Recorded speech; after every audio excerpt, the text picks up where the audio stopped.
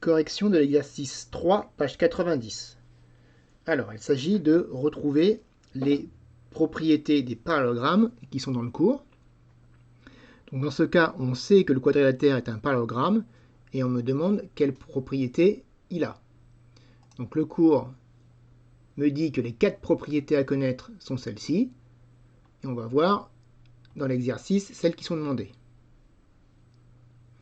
Première propriété, si un quadrilatère est un parallélogramme, alors ses côtés opposés, eh bien ça c'est la définition, ses côtés opposés sont parallèles. Ces côtés opposés sont parallèles. Première propriété du cours.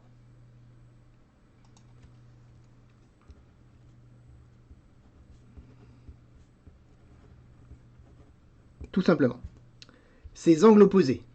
Alors, ces angles opposés, on peut regarder le cours encore une fois. Ces angles opposés sont de même mesure, ou sont de la même mesure. Donc en prenant un rapporteur et en les mesurant, on aurait, comme par exemple ici, cet angle-là qui est égal à cet angle-là. Donc ces angles opposés sont de la même mesure.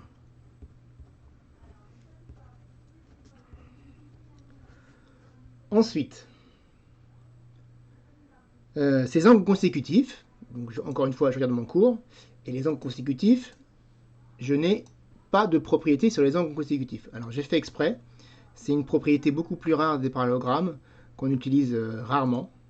En fait, si on veut trouver comment sont les angles consécutifs d'un parallélogramme, eh bien regardez, on va réutiliser en fait un autre chapitre. Ici, vous avez une droite parallèle et une droite parallèle puisque ABCD est un parallélogramme. Donc cet angle-là et cet angle-ci sont, rappelez-vous, correspondants. Et comme les droites sont parallèles, cet angle-là et cet angle-là sont des angles correspondants égaux. Celui-ci et celui-ci sont adjacents et supplémentaires. Donc l'angle vert ici est supplémentaire à celui-ci. Il est aussi donc supplémentaire à l'angle D dans le parallélogramme ABCD, puisque c'est le même. Donc l'angle D et l'angle C du parallélogramme ABCD sont des angles supplémentaires. Donc c'est une propriété que l'on retrouve en fait à l'aide du chapitre sur les angles correspondants, alternes, internes, adjacents qu'on a vu en début d'année. Donc vous pouvez compléter. Ces angles consécutifs sont supplémentaires.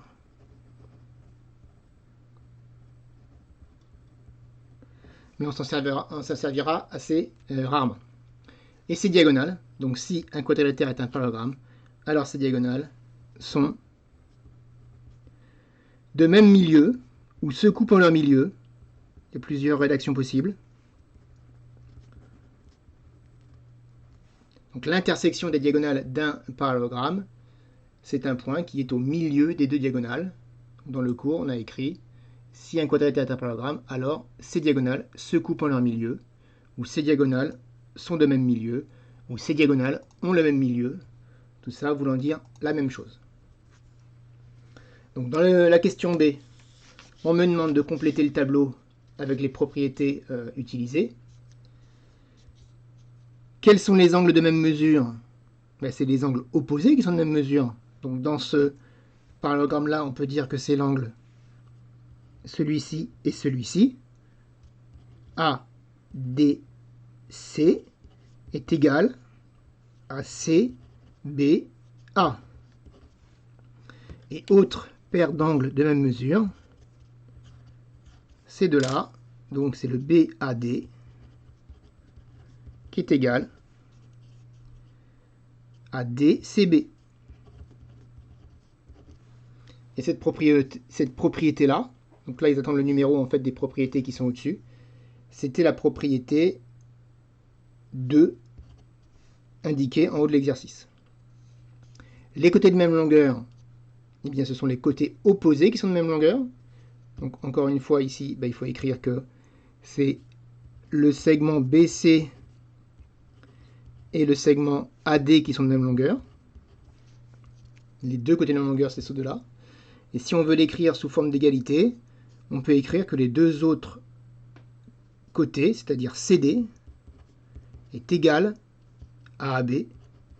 Et dans ce cas-là, on ne met pas de crochet pour dire que ce sont bien des longueurs. Longueur CD égale à la longueur AB. Et ça, c'est la propriété. Eh bien, c'est pas indiqué au-dessus. Donc, il faut reprendre la propriété du cours. Voilà, donc l'exercice ici me demande de citer la propriété, mais ne rappelle pas la propriété des côtés de même longueur. Ah, ou alors il voulait peut-être préciser ici que c'était des côtés opposés parallèles et de même longueur. Ok. Comme ça permet de dire, si on précise que les côtés opposés sont parallèles et de même longueur, que c'est la propriété 1 qui me le dit. Les longueurs égales sur les diagonales. Alors, le cours me dit que O est le milieu de AC et le milieu de DB. Donc on a OA qui est égal à OC, même milieu ici. Et on a aussi OD qui est égal à OB, même longueur ici. Et ça, c'était la propriété 4 indiquée au-dessus. Et on revient aux angles supplémentaires. Donc les angles supplémentaires, c'est les angles consécutifs. C'est la propriété qu'on a justifiée avec l'autre chapitre. Donc c'était la propriété 3. Et c'est les angles supplémentaires, donc les consécutifs.